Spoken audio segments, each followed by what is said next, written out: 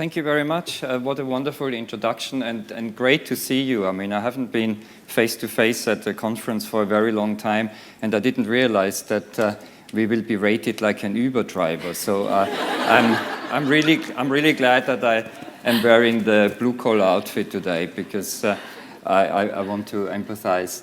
Alana, you have been introduced. Do you want to say something as well? Again, just really thrilled to be here today. It's a bit more daunting. I'm just used to Zoom screens constantly, and if you're presenting on a webinar, you actually can't see anybody at all, so it feels like you're just having a chat with yourself. So this will be really different, but yeah, thrilled to be here today. So you know how I feel. I feel excited, and I feel like an Uber driver. So how are you feeling? How are you?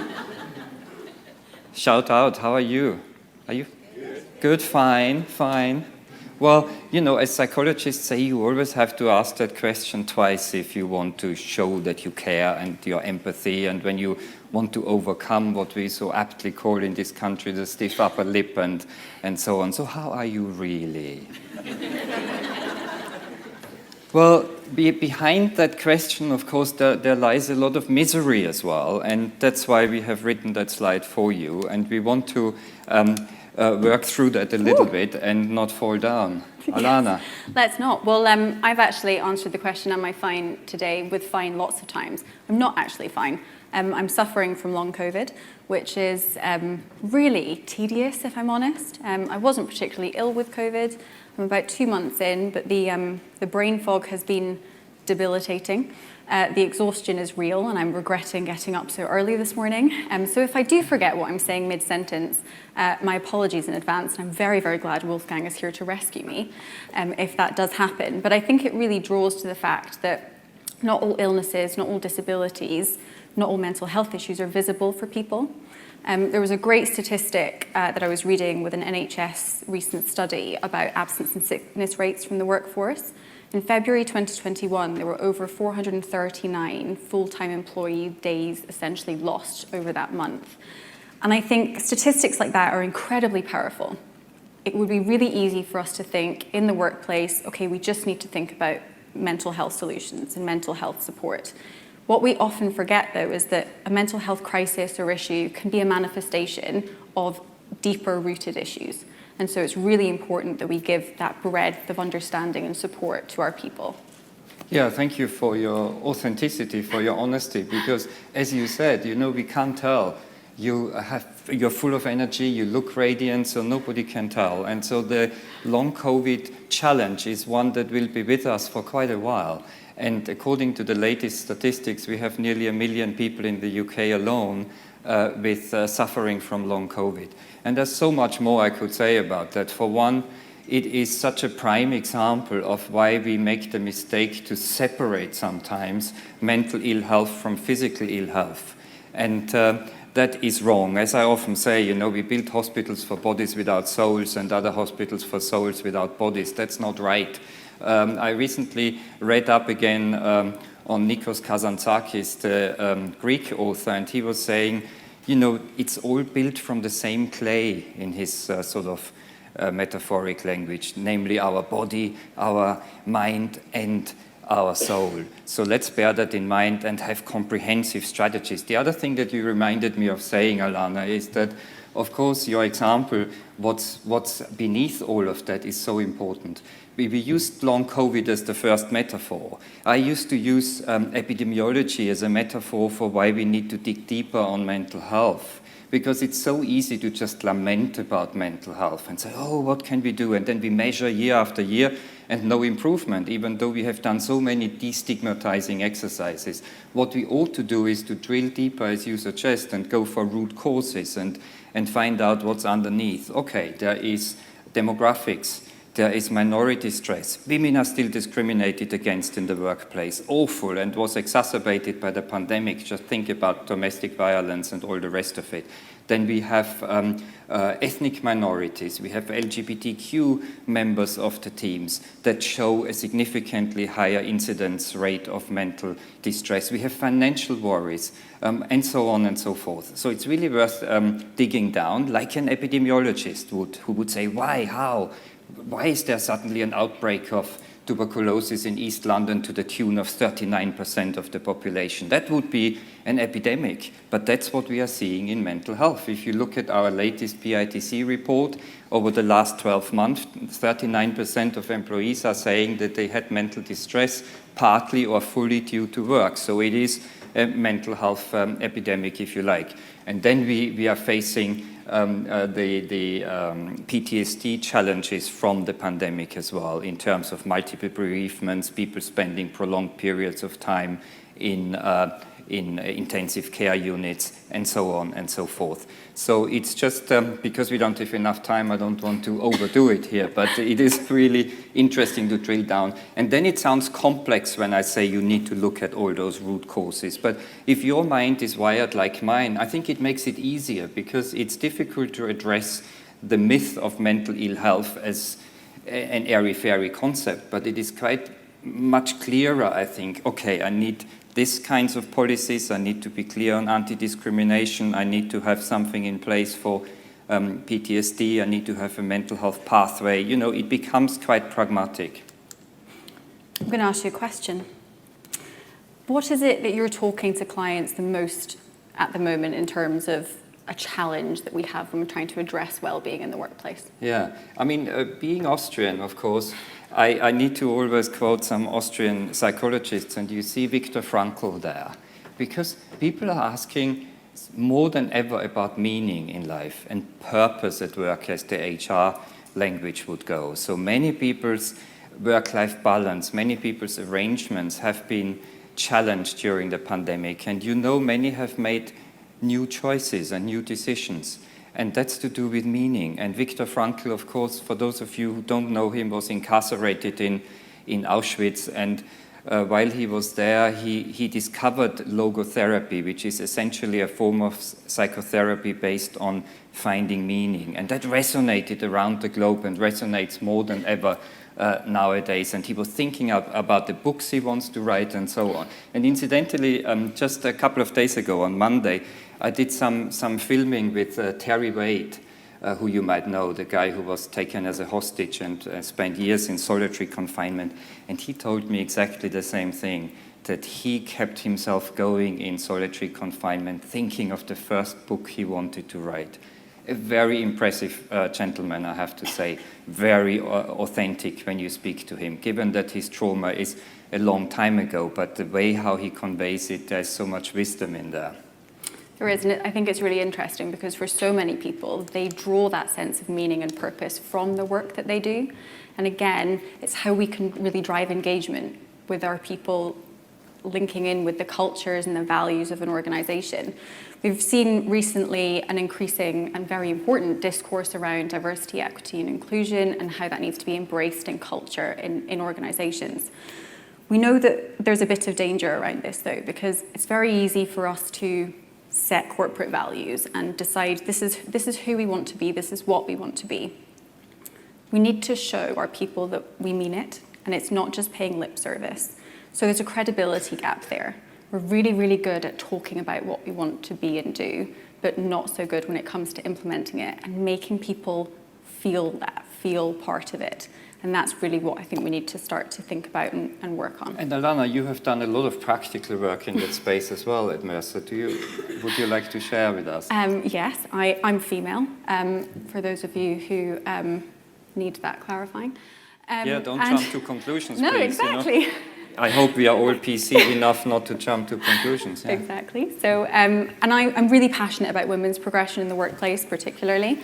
I've heard the stories about the people who've come before me. My mum worked in a very, very male-dominated industry for a long time. So it's been something I've been really passionate about, trying to drive change within our organisation, within Mercer and Mercer Marsh Benefits. And I think doing that has allowed me to kind of feel empowered to take some control over my journey, my destiny. It's not just for corporate to say, this is what we're going to do, but to have an open culture where people do feel empowered, like they can go and make decisions to support their colleagues, support their peers, support the people who will come after me as well. So I'm very lucky to have been able to do that in Mercer. And you know, after that long break of talking to people face to face. I don't know if I'm allowed to use that stage as a soapbox, but I honestly believe that on DE&I we are still so behind, and we are paying so much lip service. And as a provocative thesis, if I may, it reminds me very much of Hegel's master-slave dichotomy, how we are looking at DE&I. Oh, there's that stat we have to improve, and there is more representation we need here or there, and very rarely do I see a business case for it. And very rarely do I see somebody just going with the not knowing.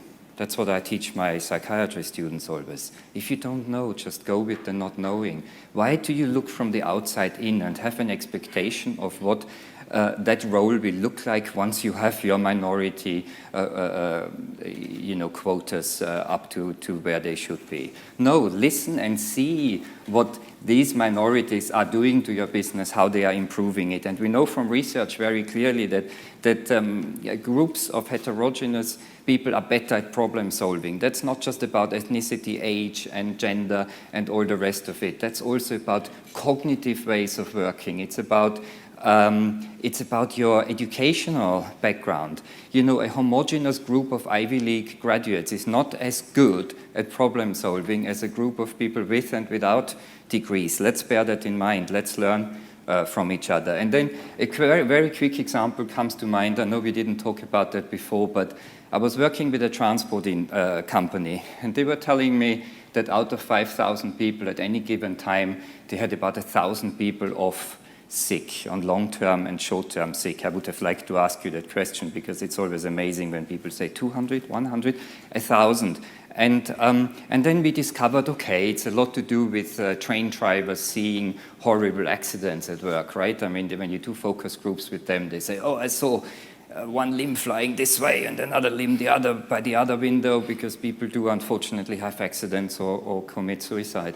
And and there's this tacit understanding with the unions that you just take 3 or 6 months off, when in fact you could be doing something that is much more meaningful to re-access the workplace. And I told that story at the conference, and then a lady HR director who works in a transport company was saying, Wolfgang, I have seen exactly the same figures that you quoted, but once we addressed the gender gap and we reached 40% of female drivers, our absence rates halved. So that's the best story about DE&I, because it tells you that women tend to be, I'm not generalizing, smarter at addressing mental health issues earlier, but also helping their male colleagues address them. Okay, so with your permission, I'll just carry on, because I'm enjoying the soapbox now. I won't get another word in for the rest of it now. This is a picture I've taken. You will see more. There's more of my photographs in there that are from the last couple of weeks, but this one I took 15 years ago on my jogging route in Richmond Park, and we wanted to talk to you about resilience. And then we thought, Alana and I, that tree represents it much better than any academic definitions I may have. Resilience is not about strength. It's not about it's not about the opposite of weakness. It is about flexibility and adaptability. And that tree blossoms in the face of adversity year after year after year. Still there. I was walking past there just this weekend. So we wanted to talk about some mega trends that we have seen. One is resilience. That's resilience of people, but it's also resilience of supply chains that have just raised their ugly head again. There is another mega trend that came out during the pandemic, which is about the elevation of the status of knowledge. Again, experts are suddenly in vogue again, and because they were innovative and collaborated with each other, so I got 4 mega trends in one breath, they achieved to get us those vaccines that we desperately needed. And what does it mean in the workplace? We also want to be rational about what we are doing and not anecdotal. So you have much better data than you can think of. So know your numbers. Quite easy to have a rational approach to health and well-being, and then to have meaningful pathways and so on. Absolutely, and this picture for me, and not just because of the puns available, really took me back to going back to the root of the problem, the root of the challenge, and finding a way within an organization as well to unite for one purpose, to not continue to work against each other internally. If you take away that competition, you take away money out of it actually, you get that collaboration, you get that wonderful diversity of thought, and you unite for a single purpose, and you can do that at great speed as well. Yeah. And so we are to the next Austrian psychotherapist, Freud. There's this other challenge, this tug of war that we have between work and life, and we call it work-life balance.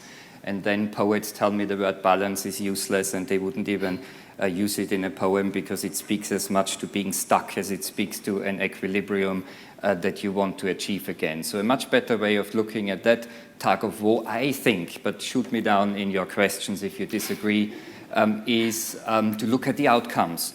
What's the purpose of what I want to do, what I want to achieve? I want to be able to work and able to love. That's what grandfather Freud said. Being able to work, not being the best at it, being able to love, not necessarily being the best at it. But if my organization allows me the necessary flexibility that I can be as successful as I want to be in both, that's really what we are talking about. Not 49% this and 51% that, and then constantly feeling guilty that I neglected my family and constantly feeling guilty that I neglected my work. I think given time, we should wrap up. So none of this is easy. If it was, it wouldn't be a topic today. There wouldn't be much for us to talk about. There are lots of different challenges when thinking about how to embed well-being as part of your business change strategy. 3 problems: the change is needed at great pace, and so you constantly feel like you're fighting to keep up with that change, let alone think about the positive future of shaping it. Everything's being dealt with in silos. Pillars of well-being, dimensions of well-being, owned in different parts of the business, however it's structured, it's not being dealt with in a holistic and cohesive way. And thirdly, the impact to your people, the people risk, is huge. And that, of course, impacts your business as well. But instead of always focusing and getting down in the weeds about the problems, it's a great opportunity to think about the possibilities. And everybody in this room has the opportunity to take ownership and accountability for this conversation in your organization and to really spearhead and move forward that change. It has to come from the heart. It has to come from authentic leadership. It has to come from open and transparent culture. And I think if we do that, we will be able to unite for a single purpose and enact real change. And Alana and I said in preparation for this meeting today, no change unless we all change. And that incidentally is also the title of a training program we are currently working on in order to spread the message and make us all more mental health literate and aware, not overcomplicating things, but just basic stuff for everybody along the most important features: resilience that we want to improve on, empathy, so important in order to get your colleagues right. I always say in manager training, if you don't listen, you will end up being surrounded by people who have nothing to say.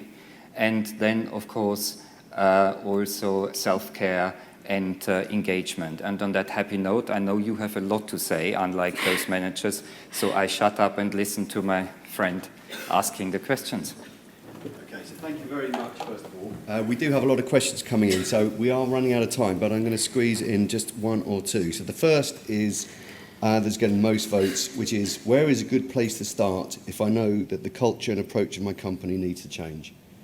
Very quickly. Yes, start with knowing your numbers. And alternatively, if you want to do the qualitative data gathering, then have employee listening sessions. And what I saw more and more during the last 18 months, clients asking for multi-stakeholder workshops. So it's not health and well-being in isolation anymore. Health and well-being is the new frontier in the DE&I discourse. It's also the flexible working people, the risk people, the health and safety people coming together and agreeing on a roadmap that is really holistically looking at the needs of human beings. Thank you. One more, very quickly. Lots of people voting on it now. So how do we get our employees to believe that we truly want to make change regarding mental health and are not just paying lip service? Do you want to? Yeah, I suppose I can. It is really hard, and I think it comes back to that feeling piece, being truly engaged. You can pay lip service. You can say, okay, we're putting in these raft of strategies or initiatives or whatever it might be. But if you don't have that authentic leadership, if people don't really feel bought in and that you do actually care, you're not just doing it because it's good for business. It's about your feelings towards your employees. they will feel more engaged, they will want to take part. And also thinking about not just traditional support, but using technology. There's some great services out there on the stands as well to help with, digital solutions.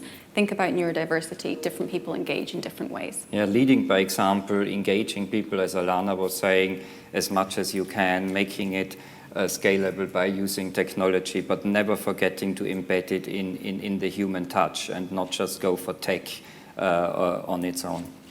Okay, I'm afraid we're going to have to wrap it up there, but that was brilliant. Thank you. So thank you very much, Wolfgang. Thank you, Alana. Thank you, everybody.